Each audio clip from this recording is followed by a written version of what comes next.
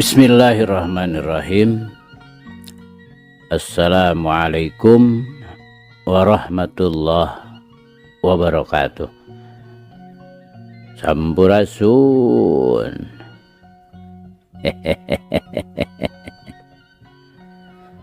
Damang kanca.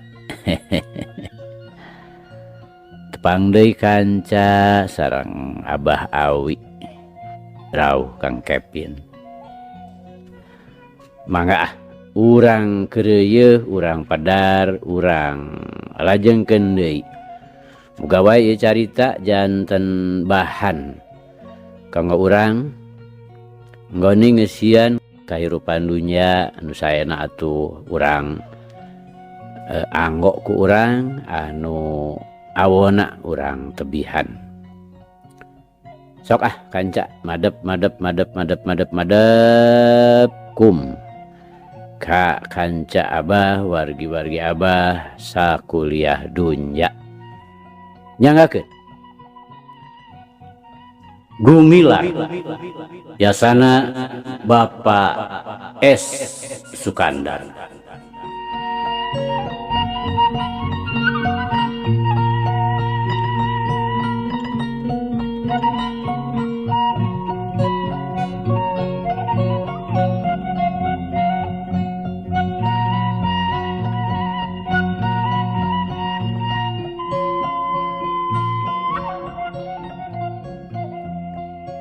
Kamari teh kanca parantos dugi ka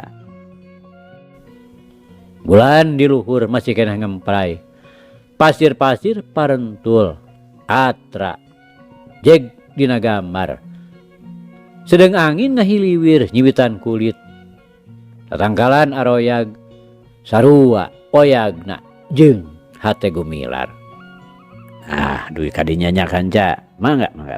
Urang lajengkeun.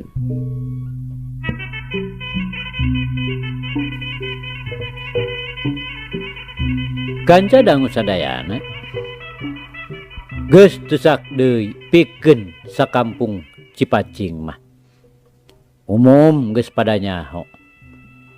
Yen Bahdira hiji jago nu ngamuridkeun maen po.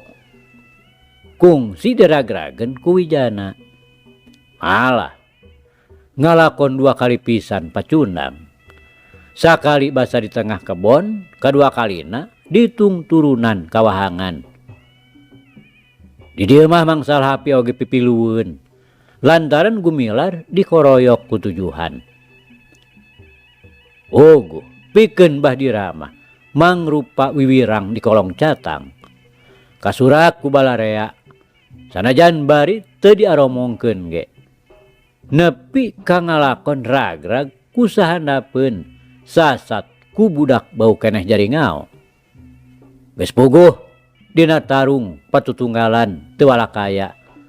Sakitu make siasat main koroyok oge keukeuh teu mampu.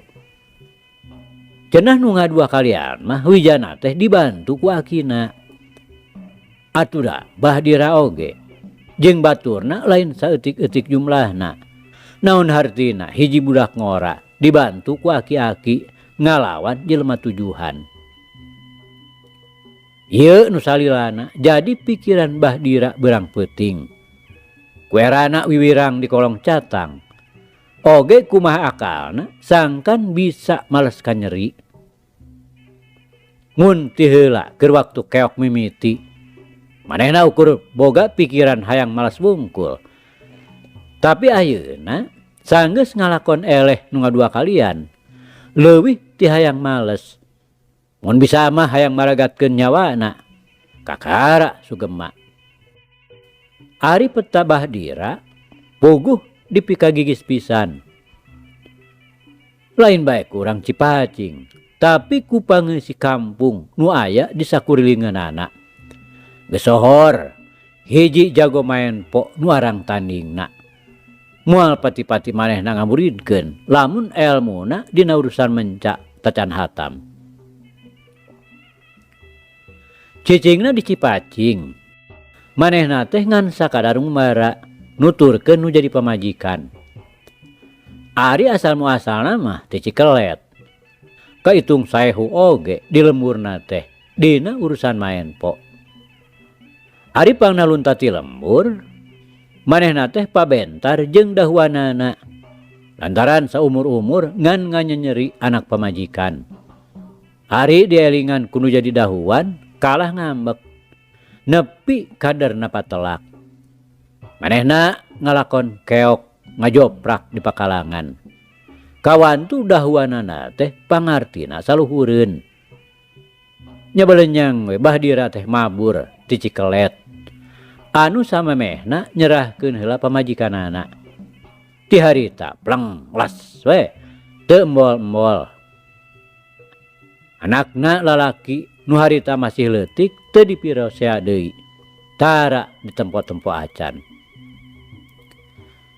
Ti Cikelet manehna kebat ka pamengpeuk langsung ka Cisompet nepi ka bablasna ka Cikajang. Nya di dinya manehna manggih jodoh jeung urang Cipacing anu satuluyna ngumbara ka Cipacing nuturkeun pamajikanana. Lantaran manehna boga pangarti dina urusan menca nu kaitung luhur oge. Nya di dinya manehna ngamuridkeun maju oge jalma-jalma juljol daratang anu maksudna ngadon guguru. Hirupna mimiti senang. Ku kitu teh mah ngaran-ngaran guru penca piraku we teu dipupujuhkeun ku murid-muridna. Ku jalma-jalma dipikaserab diarajenan tara aya nu kumawani campelak. Ngan henteu dipikaresep.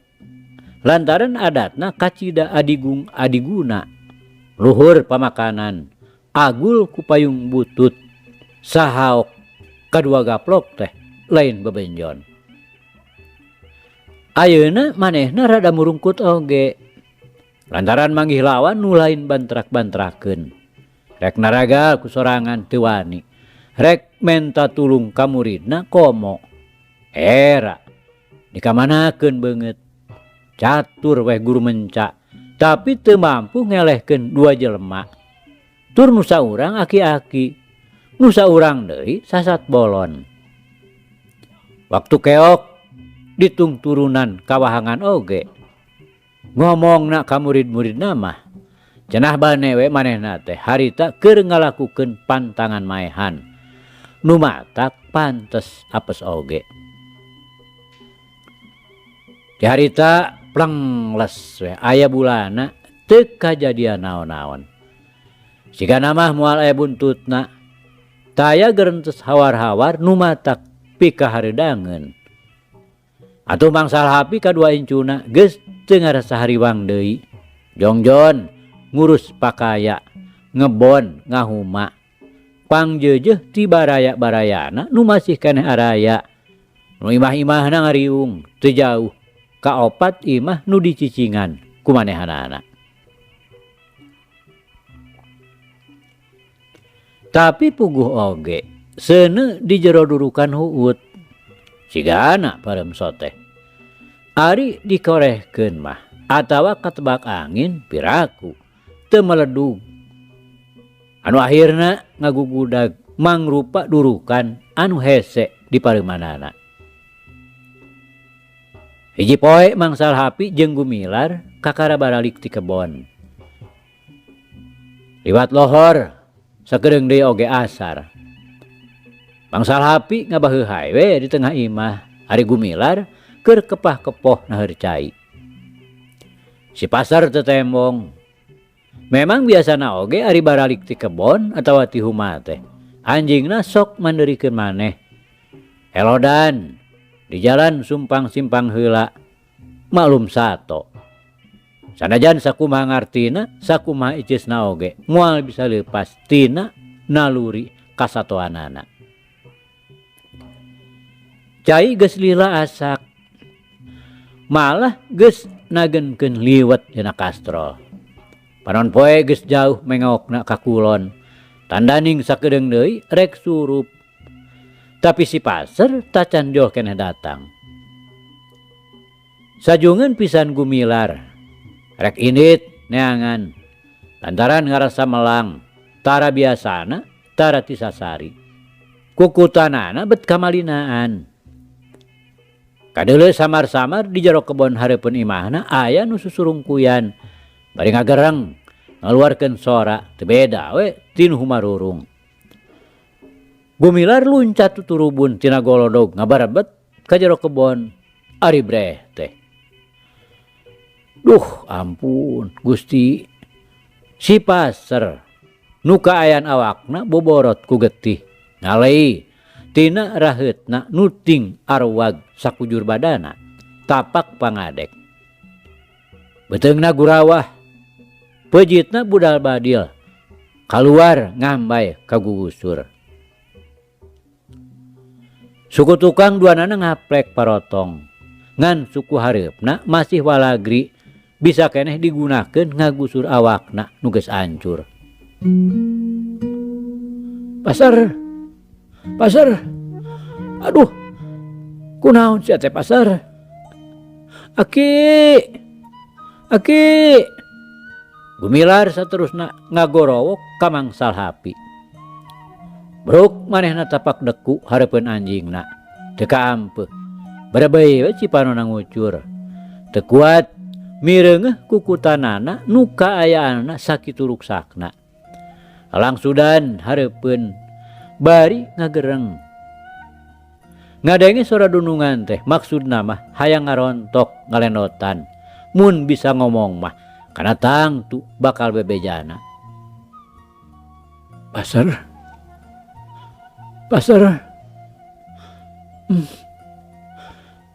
Nepi ka kieuna. Masalah. Sia teh ditandasa ku si Dira. Gumilar nyaritana pegat-pegat bari ngusapan si Pasar nu matana merem. Geus teu bisa dibentakeun. Nambah-nambah ngalas sarta ngarakacakna hate puguh kukutan nu geus sakitu iceusna. Torojol mangsal hapi nyampeurkeun. Ari breh, ari ngek koe. Manehna teu ngaluarkeun ucap sakecap. Majangjan sajongjongan mireungeuh kaayaan si Passer nuker kekejetan di sang hareupan ku incuna bari murubut ngaluarkeun cipanon. Saluar awakna pinuh ku tatu darwang nyarekekeh tepak bedog. Pasar dedeh teuing. Nah, nandasa teh kabina-bina kawas lain ka makhluk pangeran bae.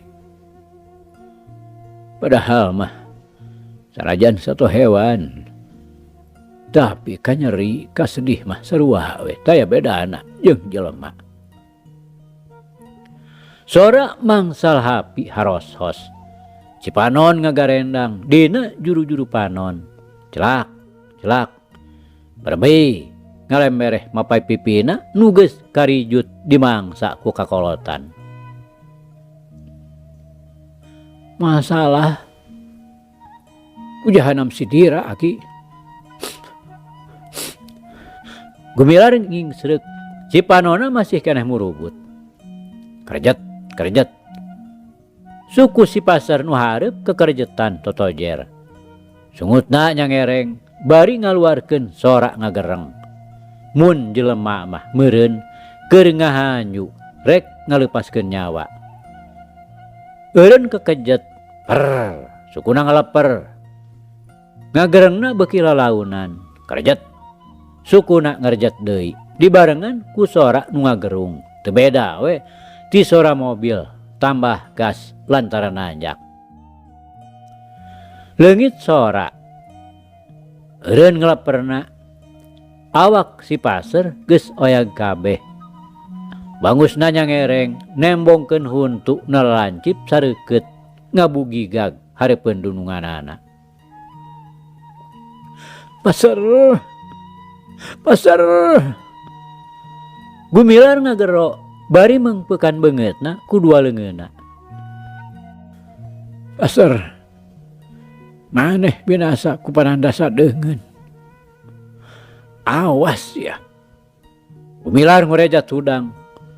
Panona nu baseuh keneh ku Cimata ngadadak buringas. Untuna kekerot. Ramo leungeunna meureup mani buleud-buleud we. Bari ngagereng teu beda we ti suara si Passer. Manehna luncat geus teu nolih deui ka akina. Jan. Mang Salhapi ngagero nyentak. Rek ka mana? Si Dira ki. Sanajan Gumilar ngajawabna pondok heureut, tapi pinuh ku maksud anu ngagambarkeun karep hatena nu pinuh ku nafsu amarah.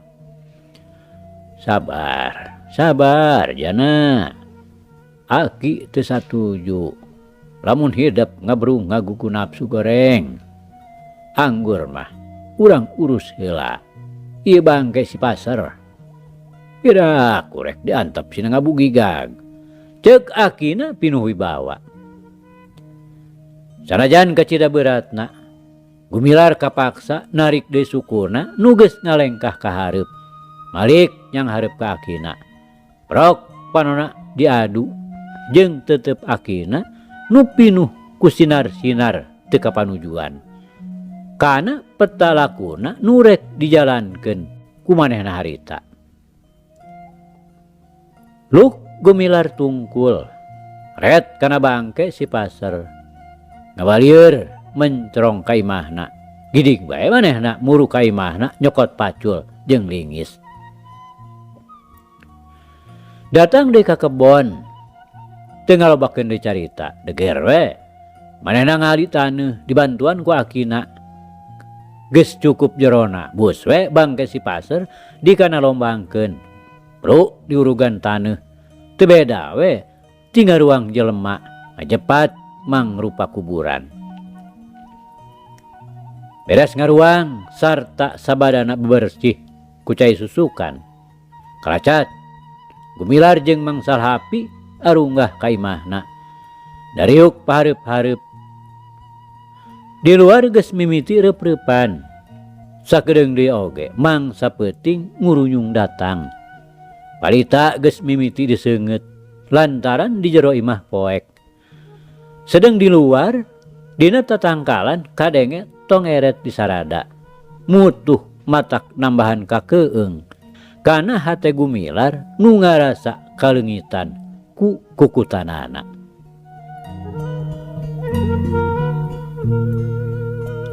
Wijana ceuk Mang Salhapi ngamimitian ngajak nyarita. Sorana lirih titih rintih ngandung wibawa komara nu susah digambarkeunana. Ku aki ge geus kajudi. Kumaha kaayaan hate hidup. Moal bina ti aki. Saha nu kuat mireungeuh kukutan anu geus kacoo ti keur leutik keneh. Ari geus gede hidang aya nu nandasa sakitu kejemna. Reg Mang Salhapi nyarita teu kebat, ret ka incuna. Hayang nyaho kumaha alam pikiranana. Anu mawi hate abdi tos buleud aki. Bade ngayakeun balitungan ka si Dira. Sanes bae tina perkawis paehna si Passer. Namung ieu teh hiji panghinaan kana bogana mangrupi tangtangan kanggo aki sareng abdi. Gumilar nyaritana tandes pinuh ku nafsu. Memang kitu pisan nu dipimaksud ku Bahdira oge. Da mun ngan sakadar geuleuh cecep bungkul mah ka si Passer manehna teh moal ditandasa nu leuwih ti ukuran. Tapi urang nya urang ayeuna kudu balitungan jeung Bahdira. Asana teh kacida salahna.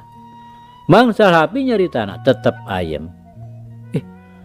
Nah aki na bade cicing bae kitu dihina ku deungeun.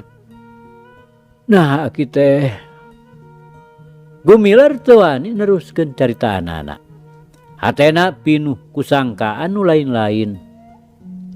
Manehna kaget oge nyeung pasamuan akina siga pinuh ku kasieun. Silih arah silih bales teh teu matak nguntungkeun jana. Nu puguh mah matak ngadatangkeun katunggaraan. Eleh menang tetep we bakal ngarandapan mamalana. Lain jejerih aki teh ujang ngan kahayang hirup teh ulah ditungtungan ku nafsu goreng. Paribasa geuning nafsu nu mata kaduhung badan anu katempuhan. Jadi kedah cicing we aki nampa panghina ti batur teh. Jelas pananya incuna nembongkeun ka teu panujuanana kana pamadegan akina kitu. Lain kudu cicing jana. Sacara manusia nu ngabogaan harga diri sawajibna urang teh kudu gerak ngayakeun balitungan. Tapi lain saperti nu rek dilakukeun ku hidup tadi. Ngagugudug pinuh ku nafsu. Ceuk rasa aki. Jurang antara urang jeung Bahdira teh tacan sakumaha jerona. Masih bisa dibeberes ku jalan badami supaya ulah nepi ka kapapanjangan silih bales silih arah nu taya anggeusna. Balitungan nu saperti kieu teh ujang anu teu dipiharep ku aki mah. Dah can jero kumaha aki sakitu tos buktos si pasar dicacag di walang-walang. Sacara hiji lalaki pikeun urang nah bade narima kitu bae kana panghinana Bahdira. Bari teu ngayakeun balitungan anu satimpal. Gumilar keukeuh magak kana pamadegan akina. Karep manehna panghina Bahdira nu mangrupa hiji tangtangan kudu disanghareupan ku kekerasan sacara lalaki. Wijana hidup teh masih keneh jauh pisan pikeun ngarti neuleuman kumaha jerona sarta bulat belitna Rusia hirup kumbuhna manusia. Jiwa hidup teh tacan asak tacan cukup kuat pikeun nyang hareupan ngagedurna parasaan nu mangaruhan kaayaan jeung hawa nafsu. Ayeuna ku mireungeuh si pasar ditandasa nepi ka binasana. Timbul nafsu nu ngagugudug. Seolah-olah rek ngorbankeun diri pribadi ngan saukur pikeun nembongkeun kabelaan ka hiji sato hewan nu geus puguh teu bisa ditulungan deui. Geus paeh. Padahal sanajan kumaha urang totowohanana si pasar teh moal bisa hirup deui anu sareatna dipaehan batur. Tapi kapan hakikina mah papasten nu maha kawasa. Lain aki teu nyaah atawa mopohokeun kana kabelaanana sarta jasana si pasar. Ngan si pasar mah geus puguh binasa. Hayo deui urang rek nyieun picilakaeun. Mangsal hapi teu kebat kaburu ditempas manten. Sanes perkawis ku paehna si pasar aki namung ku panghina na ka diri urang. Ieu nu nimbulkeun kapanasaran teh. Sareng nu teu kinten perluna ku urang dipertahankeun aki. Cek Gumilar tandes naker nyaritana daria. Kitu. Tetela hidup teh kajurung ku nafsu. Nafsu nu ditimbulkeun ku rasa nu kurang sugema.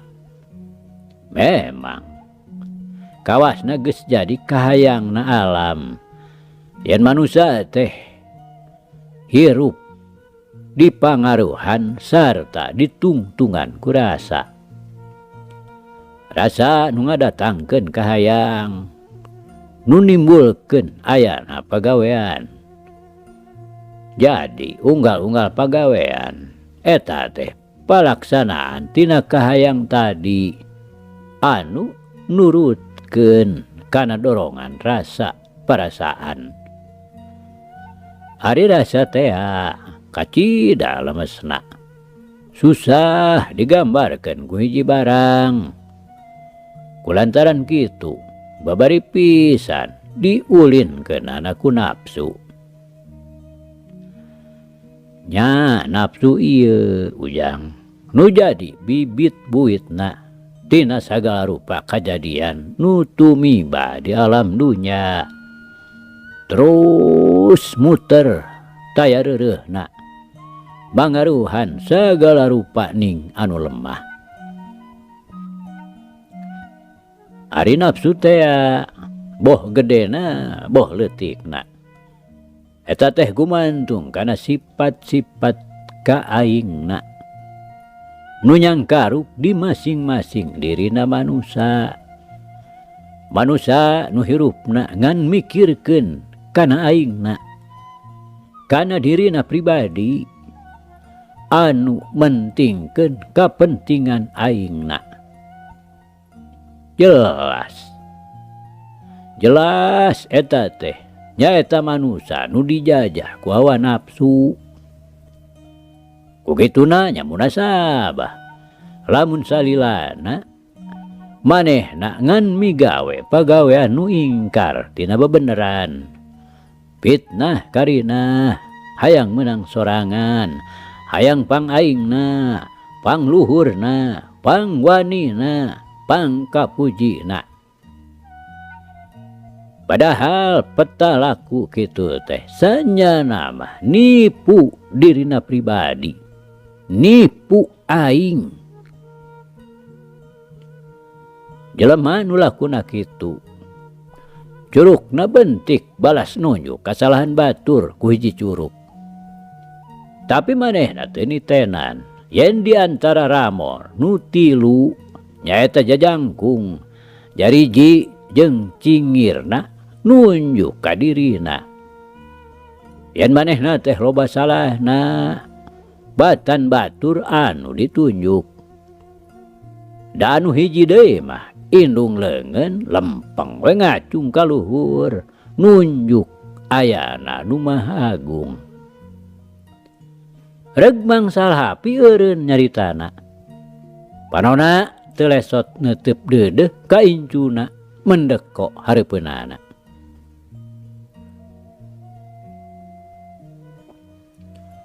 Kanca dangu gumilar ngahuleng karasa benerna caritaan nu jadi aki teh.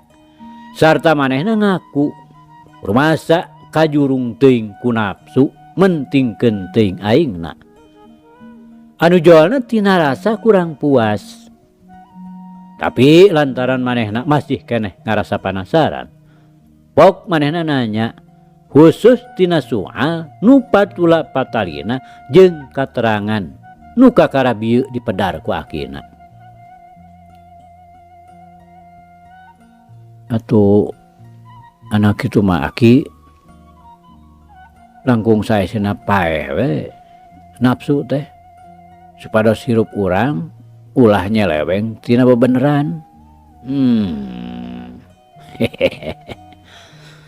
Salah atuh jang.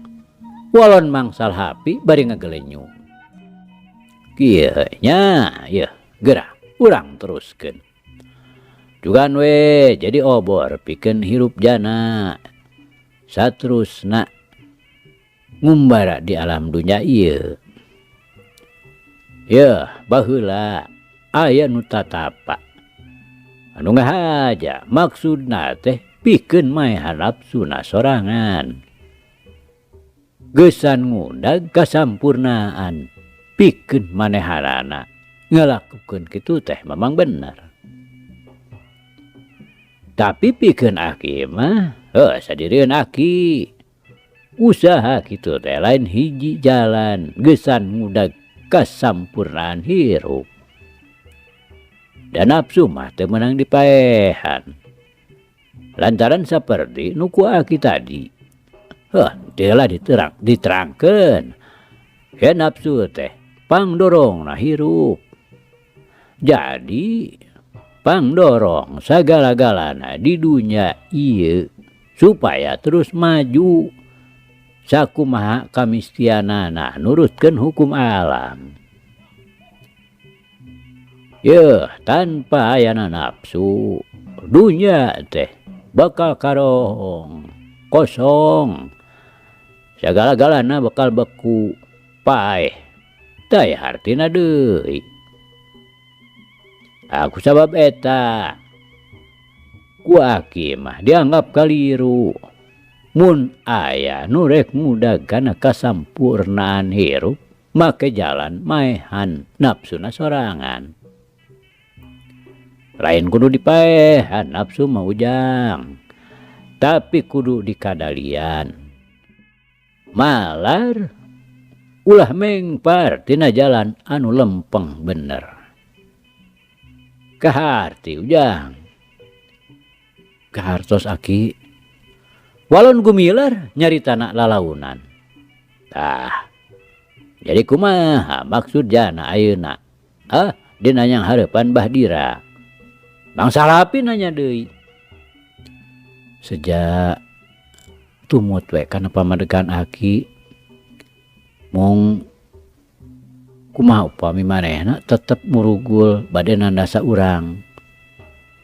Gumilar ngasongkeun pananya.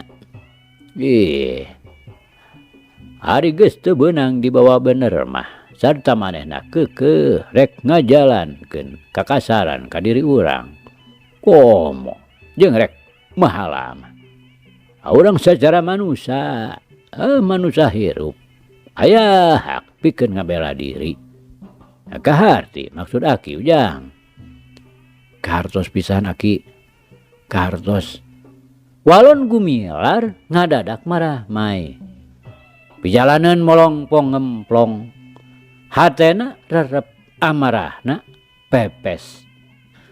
Teu beda tinu dicebor ku cikahuripan nyegerkeun sarta nentremkeun badan katut hatena.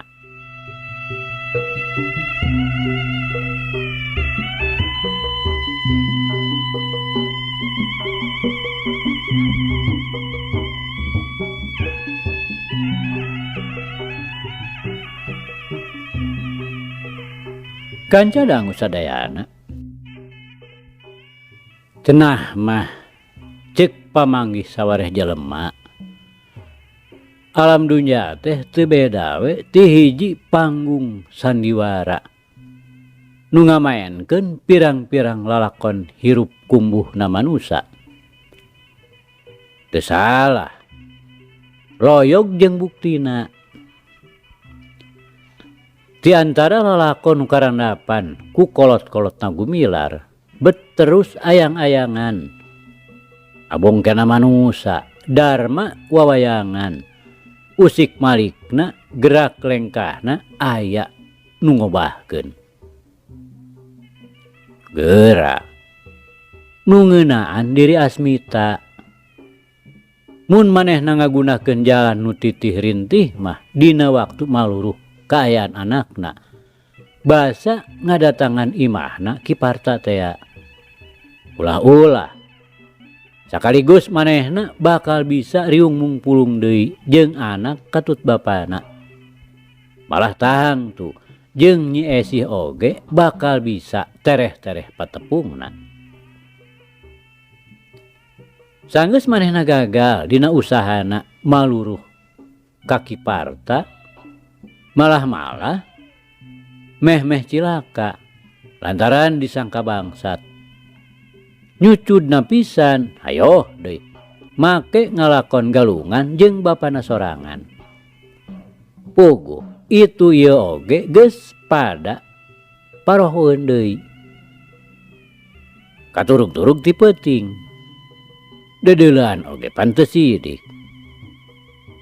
Tah, 2 minggu ti harita manehna ngadongdon deui ka Cigasti. Tapi bari susulumputan, dibelaan nyamar-nyamar lantaran keukeuh hayang muguhkeun kaayaan anakna. Ngan teu kira-kira manehna harenegna lantaran meunang katerangan cenah budak Kiparta teh ngiles taksiran aya nu mawa dina peutingna kahuruan tea. Leuwih-leuwih ngarasahan jeluna dumeh menang beja sidik yen Wijana teh saestuna mah anakna Nyi Esti kukutan Pak Haji Solih. Nu kabeneran daratangna ka Cikamiri saja ngalayad nu katarajang musibat. Nya di dieu kabukana Rusiah yen budak nu leungit teh saenyana lain anakna pribadi Kiparta jeung Nyi Asmi. Ngan cenah ayeuna teh Nyi Esti ngareles ti Cikamiri. Kawasna bae pangna ngalolos teh meureun rek neangan nu jadi anak. Mun tarung mah Asmita teh katotog hulu angeunna sarta katimpah puhu ceuli. Eungap, uleng, lieur campur ngahiji. Rajen kapanggih ngan ukur bejana. Geus karuhan kitu mah karos deui we manehna indit ti dinya. Maksudna rek ngubek di kota heula. Suganan anakna atawa pamajikanana bisa kapanggih.